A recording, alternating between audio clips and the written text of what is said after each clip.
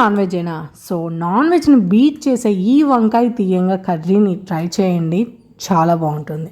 దానికోసం ముందుగా అయితే ఫ్రై చేసి పెట్టుకుని ఉన్న ధనియాలు, ఎండు కొబ్బరి, అలానే తెల్లగడ్డ తీసుకొని మిక్సీ పట్టుకొని పక్కన పెట్టేసేయాలి. ఇక స్టవ్ ఆన్ చేసేసి ప్యాన్ పెట్టుకొని ఆయిల్ వేసుకోవాలి. ఆయిల్ వేడెక్కిన తర్వాత తిరగమాత దినుసులుగా ఆవాలు, నేనైతే జీలకర్ర బదులు జీలకర్ర పొడి, కరివేపాకు, సన్నగా తరిగిన ఆనియన్స్ వేసుకొని బాగా ఫ్రై చేసుకోవాలి. ఆనియన్స్ బాగా ఫ్రై అయిన తర్వాత సన్నగా తరిగిన టమాటాసు వేసుకొని బాగా స్మాషీగా ఫ్రై చేసి పెట్టుకోవాలి. స్మాషీగా అవ్వడానికి కొద్దిసేపు మూత పెట్టుకొని ఉడికించుకుందాము.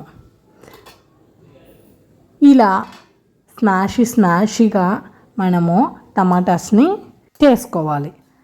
చాలామంది వంకాయ తీయంగా అంటారు, అలానే వంకాయ మసాలా కర్రీ అంటారు. ఏ పేరైతేనేమండి, టేస్ట్ అయితే మాత్రం అదిరిపోతుంది. అండ్ వంకాయలు ఎప్పుడైనా మీరు కట్ చేసినప్పుడు ఇలా వాటర్లో వేసి పెట్టుకోండి, కరుణెక్కకుండా మనకు ఫ్రెష్గా ఉంటాయి. ఇక టమాటాస్ బాగా స్మాషీగా ఫ్రై అయిన తర్వాత ఇప్పుడు కట్ చేసి పెట్టుకొని ఉన్న వంకాయలను అయితే యాడ్ చేసుకోవాలి. చూసారు కదా వాటర్ ఎంత కలర్ చేంజ్ అయిందో. అదే ఇఫ్ ఇన్ కేస్ మనం వాటర్లో వేయకపోతే కరుణెక్కిపోతాయి అంటారు, అండ్ టేస్ట్ వచ్చేసి చేదుగా వచ్చేస్తుంది. సో అందుకోసం కట్ చేసుకున్న వెంటనే వాటర్లో వేసేసుకోవాలి. ఇలా వంకాయ వేసేసిన తర్వాత టేస్ట్కి సరిపడంత కారం, అలానే పసుపు వేసుకొని కొద్దిసేపు మూత పెట్టుకొని ఉడికించుకోవాలి. ఇందులో ఆల్రెడీ మనం ఆయిల్ యాడ్ చేసాము, అలానే టమాటా కూడా ఉంది కాబట్టి వాటర్ని యాడ్ చేయకుండా ముందే మనమైతే కొద్దిసేపు మూత పెట్టుకొని ఉడికించుకున్నాం అనుకోండి, కొంచెం బాగా ఫ్రై అయిపోతుంది వంకాయ.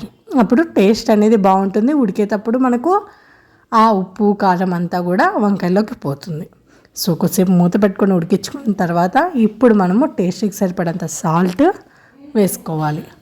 ఇలా కొద్దిసేపు ఫ్రై చేసిన తర్వాత సాల్ట్ అంతా బాగా కరిగాక ఇప్పుడు వాటర్ని అయితే యాడ్ చేసుకోవాలి.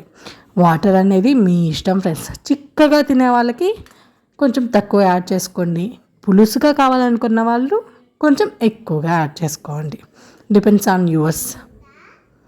సో ఒక్కసారి టేస్ట్ అనేది చూసుకున్నాక ఇఫ్ ఇన్ కేస్ సాల్ట్ అయితే కావాలనుకుంటే కొంచెం యాడ్ చేసేసుకోండి. ఇలా మీడియం ఫ్లేమ్లో ఉంచేసుకొని ఒక 5 to 10 minutes అయితే మూత పెట్టుకొని ఉడికించుకున్నారనుకోండి, కొంచెం దగ్గరికి వచ్చేస్తుంది పులుసు అనేది.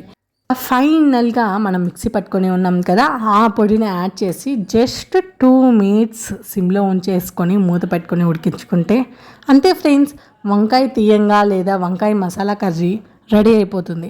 చాలా టేస్టీగా ఉంటుంది. మీరు కూడా ఖచ్చితంగా ట్రై చేయండి. అండ్ ఎప్పటికైనా వంకాయ అనేది టేస్టీగా ఉంటుందని చాలామందికి తెలుసుంటుంది. వంకాయ తిన్న వాళ్ళు కూడా ఈ కర్రీ ఖచ్చితంగా తింటారు, ఎందుకంటే నేను తినను కాబట్టి. Thanks for watching.